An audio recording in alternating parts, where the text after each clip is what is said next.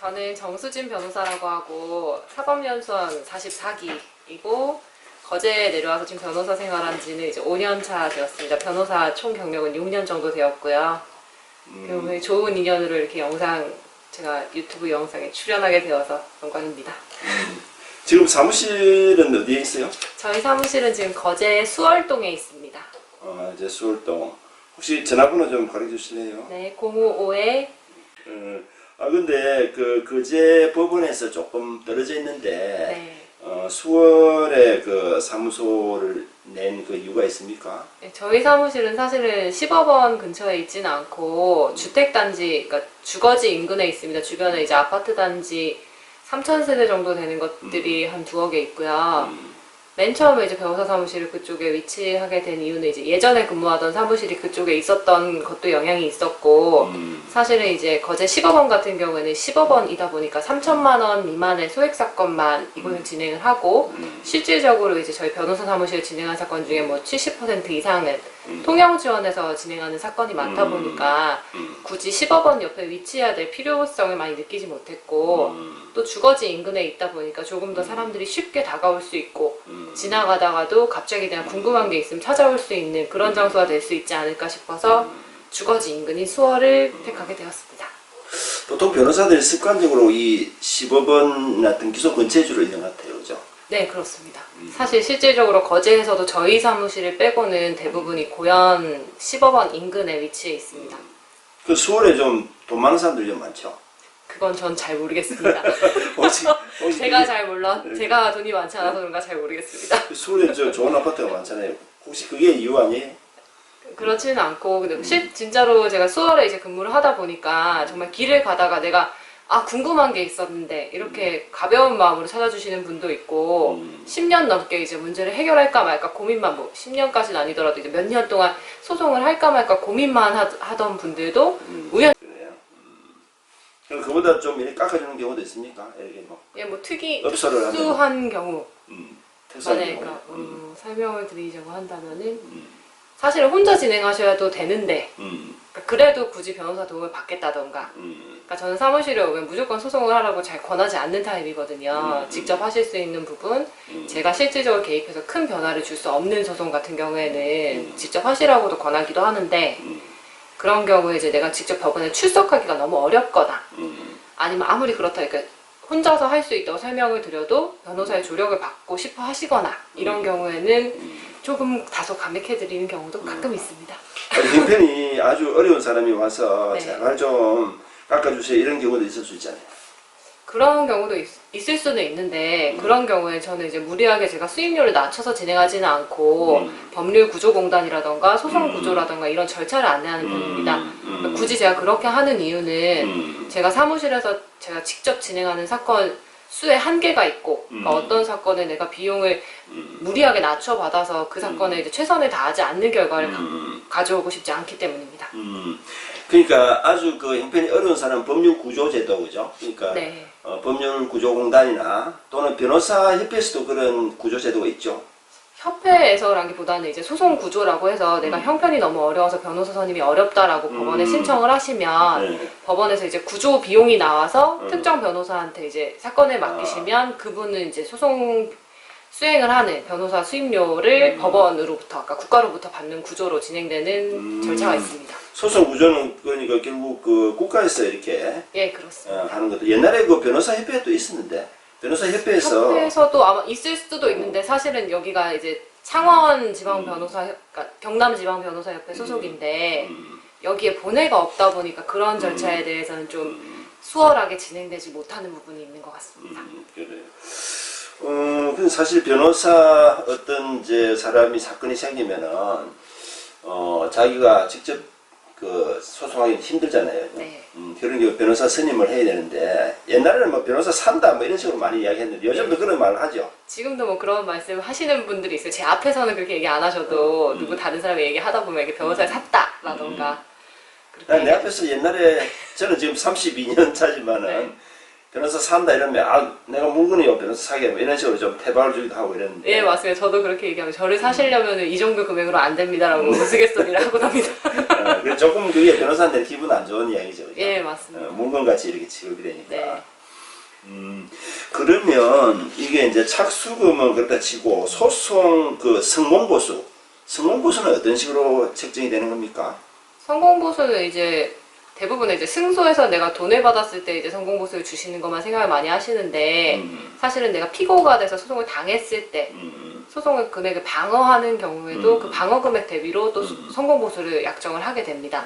형사 사건에는 성공보수가 뭐 안 된다는 식으로 뭐가 판결이 나왔던 것 같아요. 네, 맞습니다. 성공보수가 무효다. 그러니까 사람의 인신을 두고 뭐 구속이 안 됐을 때 성공보수를 약정한다던가 그런 경우에 이제 성공보수 약정 무효라는 대법원의 판결이 있긴 있었는데 아마 최근에 제가 알기로는 어떤 변호사님이 다시 그 부분에 대해서 소송을 진행 중이신 걸로 알고 있습니다. 아, 그게 판결이 잘못됐다. 그러니까 네, 형사 사건도 뭐 성공보수를 받아야 된다 해가지고 네, 다시 또 아마 진행되고 있는 것으로 제가 알고 있습니다. 그래. 보통 왜 그 성공보수 잘 떼먹는 사람들 많죠? 예, 맞습니다. 저도 그런 경우 많은 것 같은데 네. 뭐 진행할 때는 푹 주겠다 해놓고는 네. 나중에 뭐 이기고 나면은 그냥 네. 그런 경우는 어떻게 해요? 사실은 아직까지는 많지는 않았고 대부분의 경우에는 뭐 소송이 잘 끝나고 나면 원만히 뭐 금액을 다시 재협상하는 경우는 있어도 다들 지급을 잘 해주시는 편입니다. 아, 그래. 사실 변호사 상대로 그러니까 성공보수를 안 주시게 되면 계약서에 이미 내가 성공보수를 얼마를 줄지 명확히 기재가 되어 있고 사실은 왕왕 지금 지급 명령이나 뭐 소송 절차들이 진행되는 경우도 있는 것으로 알고 있습니다. 근데 착수금에 대해서 하나 궁금한 게 네. 착수금은 이제 이 착수하면서 내는 돈이잖아요. 네. 그죠? 근데 예를 들어서 착수하자마자 이게 끝나버릴 수도 있어요. 갑자기. 그죠? 네. 뭐 합의가 된다든지 뭐 변호사로서는 별 특별한 일도 안 했는데 네. 그러니까 아주 단기간에 별 노력 없이 끝났다. 이런 경우에는 이렇게 의뢰인 입장에서는 이게 조금 돌려줬으면 하고 이렇게 바라는 경우도 있고 네. 또 요청하는 사람도 있죠. 가끔 있긴 합니다. 그런 경우는 어떻게 해요? 사실은 근데 원칙적으로는 반환을 받으실 수 없는 게 맞습니다. 그렇지, 그 대부분의 계약상이죠. 사무실에서 만약 그렇게 한다 해도 사실은 이제 거꾸로 생각해 보시면 되는데 사건이 빨리 끝났다고 돌려주시지 않으시듯 저희 사무실을 비롯해서 변호사 사무실에 소송을 2년을 한다, 3년을 한다 해서 원칙적으로 비용을 더 주시지도 않는 것이 그것이 현재 착수금의 개념입니다. 근데 아까 말씀하신 것 같은 상황, 이제 저희 사무실 만약 그런 상황이 있다 하면 저는 이제 적당히 조율을 해서 원만하게 해결을 하는 편입니다. 그래요. 네. 지금 이제 그 어떤 변호사 선임을 해야 될 경우에 사실 그 어떻게 선택할지 굉장히 힘들잖아요. 네. 그 우리 정 변호사 같은 경우에 특별히 내가 이런 점에서 그 좋은 변호사다. 나를 좀 선택해 주세요 하는 입장에서 어떤 좀 장점이 있을까요? 사실 뭐 저를 지칭하는 변호사를 선임하려고 알아보신다 하면 첫 번째로는 일단은 변호사를 꼭 만나서 이야기를 해보시기를 권하고 싶습니다. 특히 그 사무실 찾아서 직원이 아닌 진짜 변호사를 만나서 상담을 하시기를 권하고 싶고 만약에 저희 사무실 같은 경우에도 만약 기록이 두껍거나 제가 법리적으로 그러니까 좀 시간을 들여서 검토를 해야 되는 경우에는 검토 비용을 받는 경우도 있는데 설령 그런 검토 비용이 든다 하더라도 나한테 중요한 소송이다 하면 그런 서류를 다 검토를 해서 충분한 상담을 받으시고 변호사를 선임할지 말지를 결정하시라고 말씀드리고 싶고 그 두 번째는 아무리 좋은 변호사라도 내가 살고 있는 곳, 내가 접근할 수 있는 곳에서 멀리 떨어져 있다면 아무 소용이 없습니다. 접근성이 좋아야 된다. 네, 접근성이 좋아야 되고 변호사를 계속 자주 만나서 내가 의견 소통을 자유롭게 하고 내 의견도 알려주고 그 변호사의 의견도 듣고 그렇게 하셔야지 이제 성공적인 소송을 진행을 할 수가 있습니다. 그래서 저한테도 뭐 서울이나 뭐 다른 지역에서도 변호사를 뭐 선임하고 싶다라고 하면 저는 만약 서울에 있는 지인이 연락이 오면 서울에 있는 친한 동기들을 소개를 시켜줍니다. 그러니까 경남권이다 하면 제가 경남권 안에서는 진행을 해드리는데 뭐 먼 곳에서 연락이 오면 나한테 맡기는 것 그것은 결국에 본인이 판단하셔야 될 문제일 것 같습니다. 어쨌든 변호사를 직접 만나보고 상담을 해보고 이렇게 결정하는 게 좋겠다. 네. 뭐 한 명뿐만 아니라 두 명, 세 명 만날 네, 수도 여러 있겠죠. 분 만나시라고 저는 항상 권해드립니다. 왜냐하면 변호사마다도 똑같은 사건을 바라봐도 그러니까 본인의 관점이 다를 수가 있고 또 그런 관점의 차이 중에서 나랑 또 딱 관점이 맞는 분이 있을 수도 있기 때문에 굳이 나랑 의견이 다른 사람과 다른 길을 가시는 것보다는 나랑 같은 관점에서 같이 다퉈줄 수 있는 사람을 찾아서 진행하시는 편이 훨씬 수월하실 거라 생각합니다. 지금 정 변호사님은 거의 이제 30대 뭐 한 중반은 아직 안 됐죠. 네. 40대 초반인데 다른 사람 보기에 아주 젊은 변호사로 보이잖아요. 이 젊다는 것이 장점이 될 수도 있고 단점이 될 수도 있는데 그런 부분 어떻게 생각하세요? 사실 너무 이제 젊어서 경험이 좀 분들- 없지 않은가 네. 이런 식으로 우려를 할 수 있지. 그죠? 사실 경험 부분에 우려를 하실 수는 있긴 한데 뭐 제가 얘기해 드리자면 굳이 뭐 제 자랑까지는 아니지만 변호사님 앞에서 말씀드리면 뭐 짧지만 저도 20살 때부터 이제 법학과 전공을 하면서 법서를 잡은 지 이제 10년이 훌쩍 넘었고 사법시험에 25살에 합격을 했으니까 시험에 합격한 지도 이제 10년까지는 안 됐지만은 10년에 가까워가고 변호사 생활을 한 지도 이제 6년 차에 가까워지고 있습니다. 사실은 이제 뭐 6년 어떻게 보면은 뭐 짧다면 짧은 시간일 수도 있지만 변호사로서 어느 정도 경험을 쌓기에는 충분한 시간이었고 또 시험을 예전에 합격하신 분들보다는 어떻게 보면은 시험 공부한 게 비교적 최근이기 때문에 조금 더 최근 지식을 많이 알고 있지 않을까라는 생각도 하고 있습니다. 또 체력적으로라던가 아니면 앞으로 뭐 발전 가능성이라던가 이런 부분에 있어서도 어떻게 보면 젊다는 것이 조금 더 강점이 될 수 있지 않을까라고 생각합니다. 혹시 내가 경험이 좀 부족하다 그러면 그걸 이렇게 보충할 만한 그런 방법이 있을까요? 예를 들어서 뭐 선배 법조인한테 물어본다든지 뭐 이런 경우도 있습니까? 예, 저도 궁금한 점이 있으면 선배 법조인들께도 많이 여쭤보는 편이고 지금 제 석 변호사님한테도 제가 많이 여쭤보고 도움을 많이 받는 편이고요. 나한테 안 물어본 것 같아. 그리고 또 나는 진짜 아는 게 없어요. 지금 공정한 지 지금 벌써 10년 됐기 때문에. 그 사실 어떻게 보면 법적 지식은 제가 책이나 뭐 인터넷 그냥 우리 문헌 서치라던가 이런 걸 통해 찾을 수가 있는데 실제 소송 사건을 이제 맞닥뜨리다 보면 각종 전문 분야 뭐 건축이라던가 의료라던가 뭐 기타 등등 해서 전문 분야에 있어서 사실은 어려움을 부딪히는 경우가 가끔 있습니다. 그런 경우에는 제가 아는 지인분들과 그리고 제가 좀 활달한 성격의 어쩌다 보니 발이 좀 넓은 편인데 그런 경우에 이제 다른 분야의 전문가들의 도움을 많이 받아서 사건을 진행하는 편입니다. 옛날에 그런 말이 있었거든요. 의사는 이렇게 좀 나이 든 사람을 찾아가고 변호사는 좀 젊은 사람을 찾아가라 이런 말이 있었거든요. 그러니까 아마 그 변호사 젊으면 아무래도 에너지가 있으니까 좀 열심히 네. 뭐 자료도 수집하고 열심히 하지 않느냐 이런 의미가 있는 것 같아요. 네. 그다음 본인 성격이 그 변호사로서 좀 적합하다고 생각하세요? 예, 적합한 것 같습니다. 내가 궁금한 게 네. 우리 때는 사실 여자 법조인이 거의 없었어요. 네. 우리 동기만 하더라도 내가 연순 17인데 300명 중에서 여자가 5명 있었거든요. 네. 그래서 굉장히 귀한 존재였고 특히나 뭐 여자 검사는 진짜 귀한 네. 존재였거든요. 거의 못 봤거든요. 근데 요즘은 여자들이 굉장히 많죠. 법조인들. 제가 수료할 때, 그러니까 제가 44기 수료할 때만 해도 여성 법조인이 그때 40%가 넘었습니다.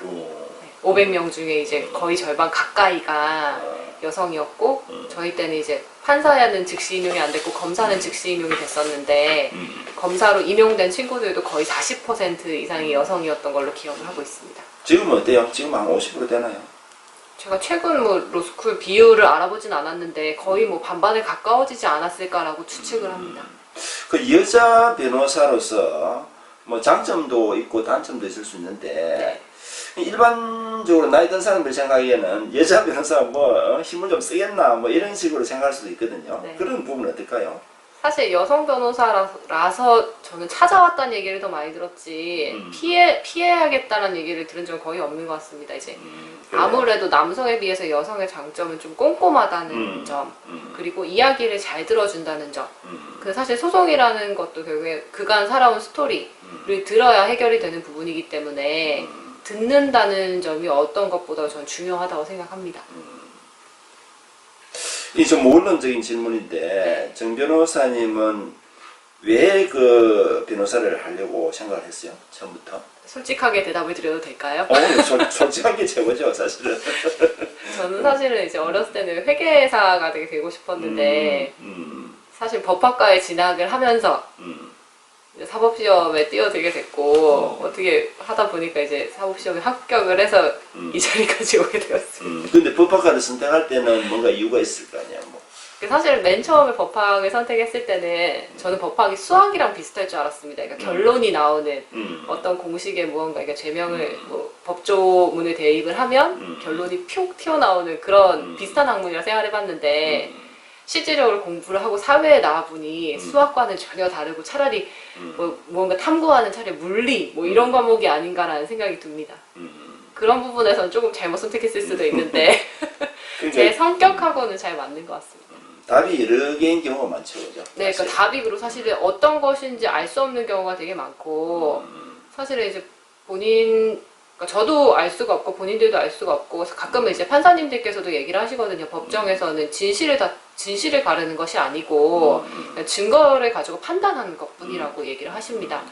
그러니까 소송에서 뭐 이겼다고 꼭 그게 진실이라는 보장도 없고 졌다고 해서 꼭 거짓이라는 보장도 없는 것 같습니다.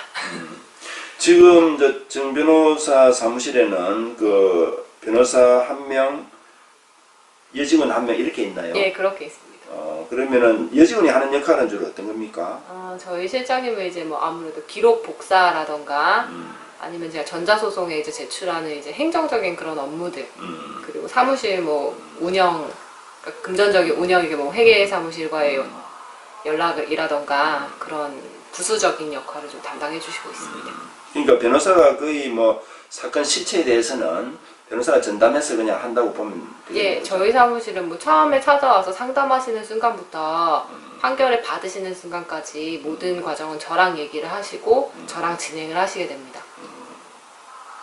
이렇게 변호사를 상대로 싸우려고 하는 사람은 없어요. 뭐 결과가 잘못되니 어쩌니 하면서 막 그런 경우 없었어요. 저희 사무실은 없는데 이제 사실 1심을 진행하고 변호사랑 그렇게 다투고 오신 경우가 가끔 있거든요. 근데 그런 경우를 살펴보면 사실은 소통 부족에서 다 그런 저희 결과가 온다고 봅니다.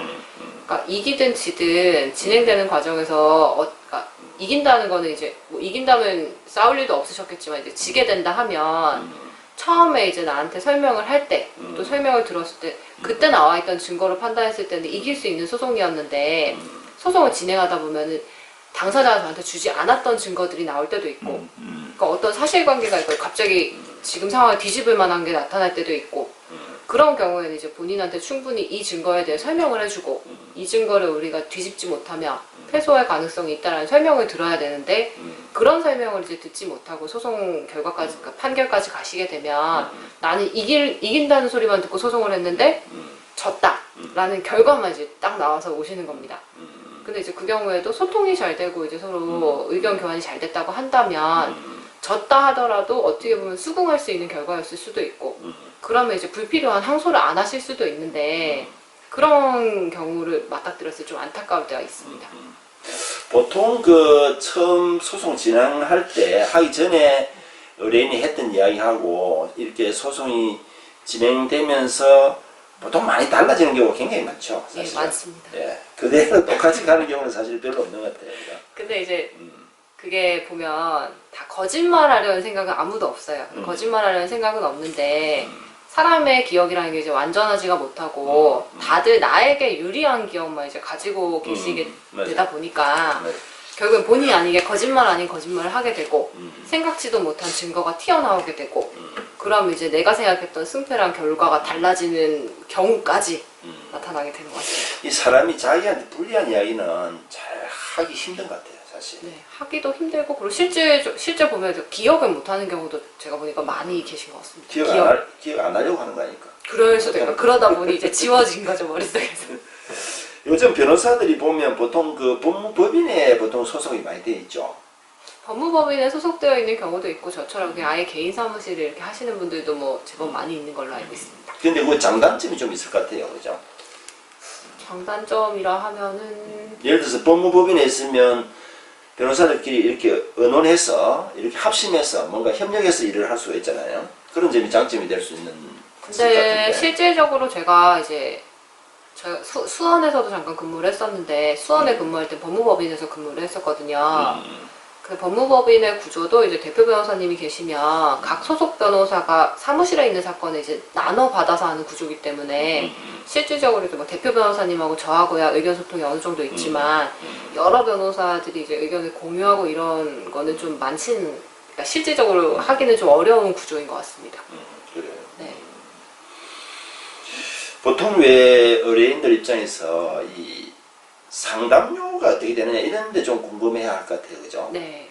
상담료를 꼭 받는 편인지 또 받는다면 어느 정도 받는지 저는 상담료를 받는 편이고 지금 변호사협회에서도 이제 상담료를 받도록 이제 권고를 하고 이제 안내문도 저희한테 나눠 주었거든요. 경남지방 변호사회 같은 경우에는 20분에 일단 5만 원, 그 추가 10분당 제가 지금 기억이 자세히 안 나는데 3만 원인가 이렇게 해서 추가로 받도록 이렇게 안내문을 만들어서 주고 있습니다. 이게 금액이 다르면 제가 다시 알려드리겠습니다. 그냥 한 30분 한다 그러면 어느 정도?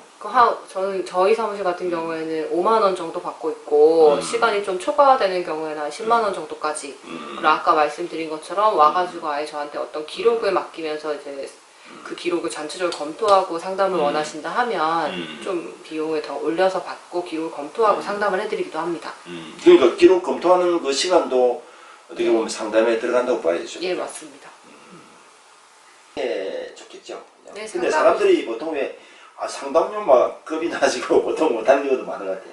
근데 사실은 지금 상담료가 서울 같은 경우에 훨씬 더 높은 수준으로 측정된 경우도 많은데 저도 생각하면은 더 많이 받고도 싶지만 아까 말씀하시는 것처럼 이제 사람들이 문턱을 좀 쉽게 넘게 하기 위해서 최소한의 상담료만 받고 진행을 하고 있고 상담비를 받는 만큼 그만큼 본인한테 이제 충실한 상담을 해주고 있다라고 생각하시면 됩니다.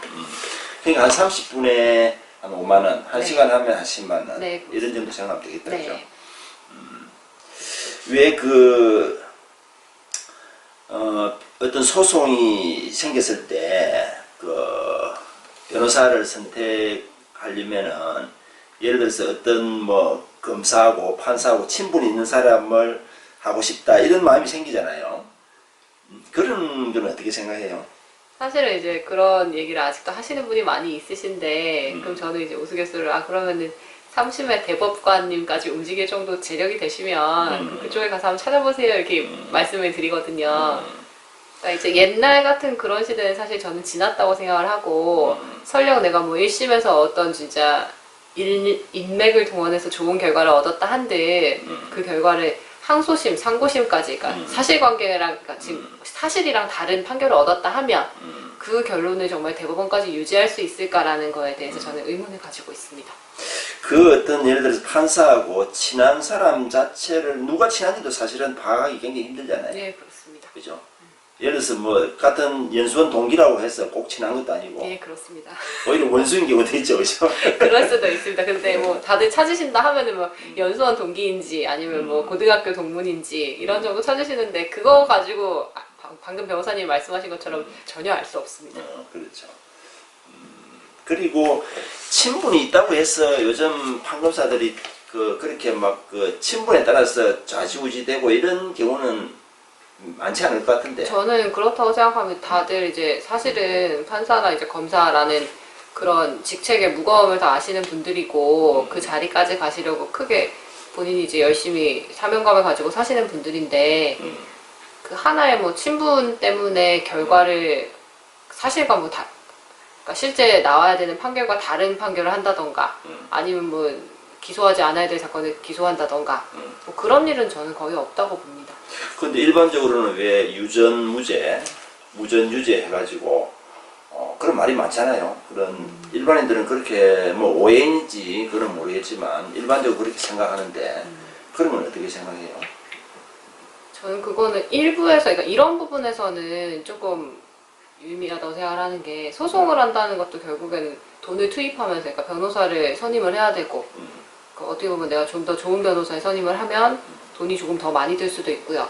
그 소송이라는 게 이제 1심 같은 경우 요새 제가 설명을 드리면은 대부분은 1년 걸린다고 제가 안내를 하거든요. 실질적으로도 1년 내에 끝나는 게 많이 있지가 않고 오래 가는 것들은 진짜 3년까지 가는 경우도 있고 1심에서만도 그럼 결국에 소송에 1심, 2심, 3심을 하면 내가 3년 내지 4년 동안 그 소송을 위해 비용을 투입하면서 진행을 해야 된다는 건데 이런 부분에서는 금전적으로 이제 어려운 경우에 내가 이제 소송으로 얻을 수 있는 결과를 끝까지 얻지 못하고 합의를 한다던가 포기를 하게 되는 안타까운 경우는 있기는 한 것 같습니다.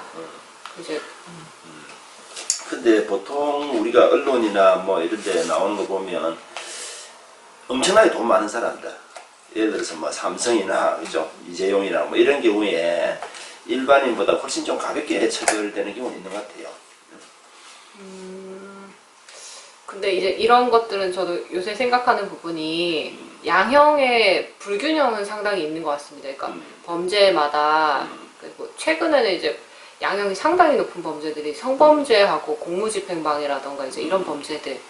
그러니까 또 어떻게 보면은 뭐 사기 다른 사람한테 돈을 사기치는 거 1억 원을 사기쳤다 하면 상당히 중한 범죄잖아요. 그렇지. 근데 금전적으로 남에게 피해를 입히니까 아까 말씀하신 것처럼 그러니까 대기업 총수들이 연관된 사건들도 사실은 금전과 관련된 사건인 경우가 많은데 그러니까 금전은 그 액수를 불문하고 중형이 좀 나오지 않는 반면 사실 그 성추행 같은 경우에는 뭐 되게 가벼운 뭐 가볍다고 표현하기 좀 어려울 수는 있겠지만요. 성추행의 정도가 심하지 않더라도 뭐 반성을 하지 않는다던가 합의가 안 됐다던가 하면은 실형이 이제 부지기수로 나오고 사기 사건 같은 경우에는 이제 금액이 작다 하면은 합의를 하지 않고 용서를 구하지 않아도 집행유예가 나오는 거 그러니까 이런 것들은 좀 형의 불균형이 있다고 보고 있습니다. 요즘 그 정 변호사 사무실에는 주로 어떤 사건을 많이 지금 맡아서 하고 있어요? 저희 사무실은 그러니까 사실은 종류별로 다양한 사건이 상당히 많은데 그러니까 재작년쯤에는 한창 이제 거제 경기가 안 좋아지면서 임대차 보증금을 반환받으려는 소송이 참 많았었고 최근에는 이제 그 비중은 조금은 줄어들긴 했는데 이제 그거 외에 이제 못 받았던 돈들을 받으시려고 소송을 하는 경우 그것도 임대차 계약으로 서로 해지하면서 다툼이 나는 경우 사실은 막 일률적으로 한 가지 사건이 많지만은 않아서 딱 집어서 말씀드리긴 좀 어렵습니다.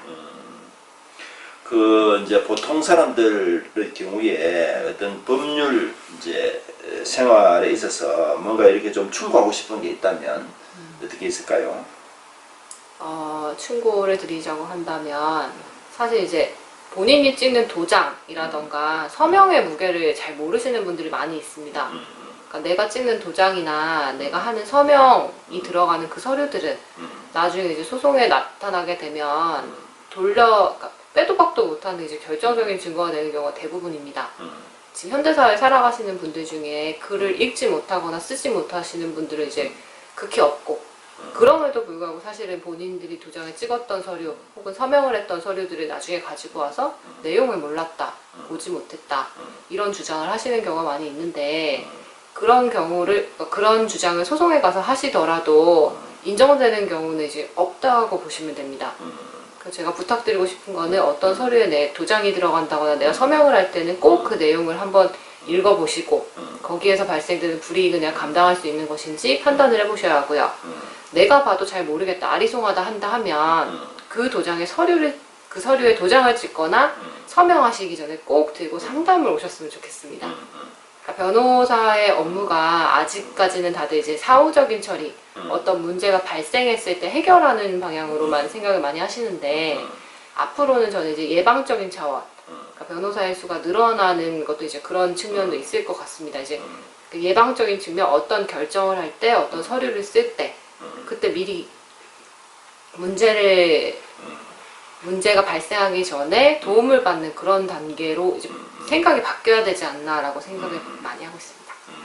실제 그 서류가 뭐 몇 천만 원, 몇 억이 왔다 갔다 하는 그런 내용인데 그걸 이제 상담료 뭐 5만 원, 10만 원, 20만 원 아까워가지고 그걸 상담 못한 경우 굉장히 많죠, 그죠? 그건 좀 바보 같은 근데도 참 아직까지도 이제 그런 개념이 많이 안 되어 있는 법률 비용을 지출한다는 거는 내가 소송을 당했을 때, 소송을 할 때, 그러니까 소송을 해야 할 때 이럴 때만 한다고 많이 생각을 하시고 저도 이제 거제 같은 경우엔 지금 조선소가 상당히 크게 있고 협력업체도 이제 뭐 수백 개, 수천 개에 달하는데 협력업체들에게도 이제 자문 계약을 많이 권하는 편이거든요. 그러니까 소송이 발생하기 전에 미리미리 예방을 하시면 법률 비용을 많이 아낄 수 있다.